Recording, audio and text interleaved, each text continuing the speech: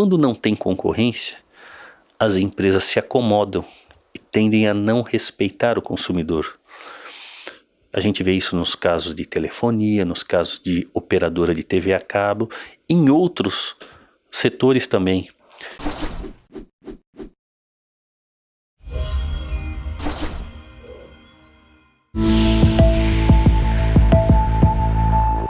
O Código de Defesa do Consumidor foi criado em 1990. Vamos fazer um balanço sobre se ele é respeitado ou não aqui no Brasil com o Sérgio Tanuri, advogado especialista em defesa do consumidor. Esse tempo todo, como é que você observa o funcionamento desse código? Ele vem sendo cumprido ou não? O Código de Defesa do Consumidor, ele se tornou uma verdadeira referência na legislação consumerista. No mundo inteiro, o Código de Defesa do Consumidor brasileiro é considerado um dos mais avançados do mundo. Sancionado em 11 de setembro de 1990, vai fazer 28 anos. Entrou em vigor 6 meses depois da sua sanção, entrou em vigor no dia 11 de março de 1991. Desde então, mudou a relação no qual as empresas tratam os consumidores. Antes não existia uma legislação específica, as relações de consumo avançaram muito e hoje o Brasil, em termos de legislação, é um dos países mais avançados do mundo. E o cumprimento? O Código de Defesa do Consumidor, ele caiu nas graças do povo, tanto que ele é chamado o Código do Povo porque é o único código que é vendido em bancas de jornais. Porém, muitas empresas desrespeitam o código e aí precisa de haver uma movimentação por parte dos cidadãos para denunciarem as autoridades competentes para que a lei seja cumprida.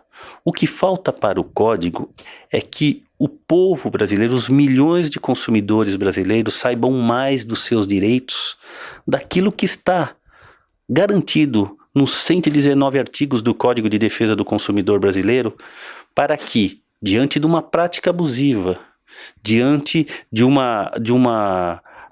abuso que uma empresa possa estar cometendo contra um cidadão brasileiro, aí sim a pessoa que tem a informação do seu direito possa comunicar às autoridades para que seja cumprido o código. E a fiscalização?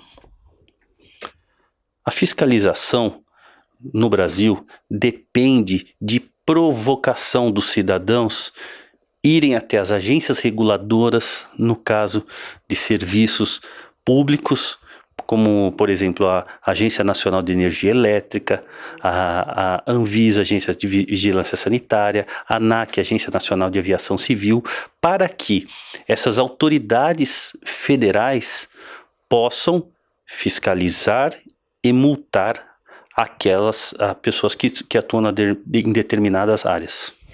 Agora, Sérgio, gostaria que você fizesse uma comparação do Brasil com outros países. A gente tem o código aqui, mas deveria ser uma premissa das empresas focar no cliente, no bom atendimento, no bom produto, na boa prestação de serviço, sem a necessidade de uma legislação para isso, mas como o foco dela realmente, né? A proposta dela, até pela competição do mercado que exige isso, não? No mundo globalizado, onde as informações estão cada vez mais rápidas e são instantâneas, uma má publicidade de uma empresa que desrespeita o consumidor irá repercutir negativamente no balanço, no faturamento anual de determinada corporação. Dessa forma, eu costumo dizer que o maior patrimônio de uma empresa é o seu cliente. Trate-o bem, respeite-o, cumpra os prazos de entrega. O que a gente não pode tolerar hoje é, por exemplo, uma família, um pai ou uma mãe que compra um presente de Natal para o seu filho e o presente chega depois do Natal, por atraso Na entrega, isso não pode acontecer. Como é que você vai explicar para o seu filho que o Papai Noel atrasou a entrega do presente?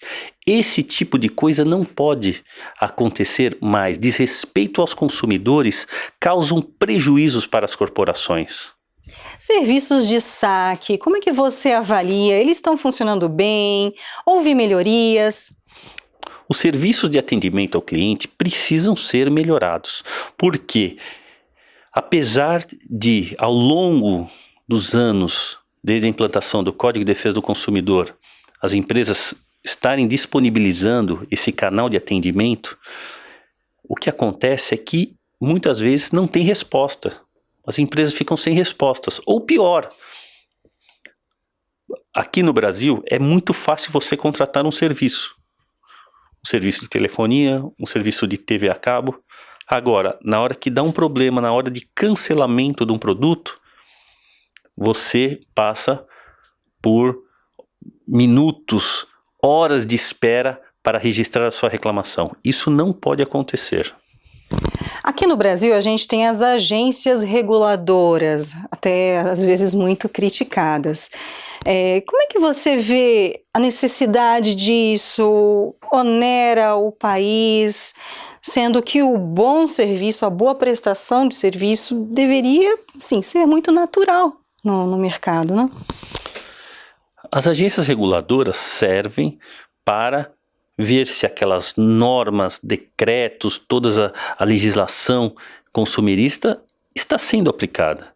Então as agências, elas têm um papel fundamental para a aplicação do direito. Lógico que cada vez mais o cidadão moderno, o consumidor, espera que haja uma postura de respeito àquele que trabalha e gasta o seu dinheiro consumindo um produto. Vale lembrar que em países da Europa ou na própria América, nos Estados Unidos, não existe um código como existe aqui no Brasil. Mas lá são respeitados os direitos do consumidor pela prática, pelo costume, pela cultura. Porque as grandes lojas, as grandes empresas querem fidelizar a sua clientela e por isso respeitam os consumidores. Sérgio, como é que você vê a integração de digital com lojas físicas? Às vezes apresentam problemas, a gente vê na mídia, Black Friday, todas essas vendas online. A gente está preparado para isso, para ter um bom serviço digital? O cliente, o consumidor, ele está sendo atendido? O comércio eletrônico tem crescido ano após ano e é uma tendência irreversível, não só na América do Sul, como no mundo inteiro.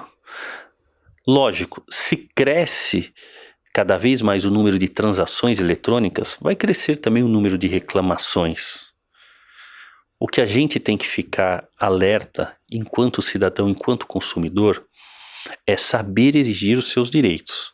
Para isso é necessário ter informação. Quem tem informação tem poder.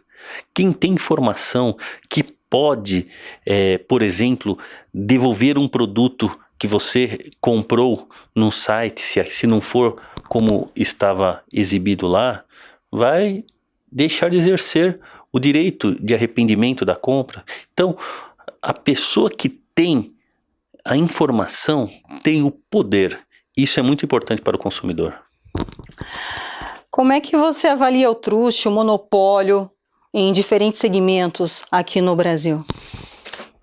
Lamentavelmente, ainda existem segmentos no Brasil, e creio que em qualquer país do mundo, no qual apenas poucas empresas estão atuando. Isso é ruim, porque quando não tem concorrência, as empresas se acomodam e tendem a não respeitar o consumidor. A gente vê isso nos casos de telefonia, nos casos de operadora de TV a cabo, em outros setores também. Isso é ruim, porque quanto mais concorrência, quanto mais as empresas estiverem disputando os clientes, é melhor para o consumidor, que terá mais poder de barganha para negociar um preço e também terá opções para escolher o seu produto ou serviço. E como você avalia o ambiente regulatório aqui no Brasil para as startups? As startups são uma boa novidade que no Brasil tem crescido demais. O conselho que eu dou é: deem espaço nos seus projetos para o direito do consumidor. Comecem as suas startups pensando em respeitar o consumidor, a consumidora, porque aí começa uma empresa moderna e sustentável. Como empresário, seja ele grande, seja ele de uma startup, ele pode buscar capacitação, informação para atender bem o cliente, o consumidor. Sim, os empresários devem investir tempo e dinheiro para conhecer cada vez mais o pensamento dos consumidores.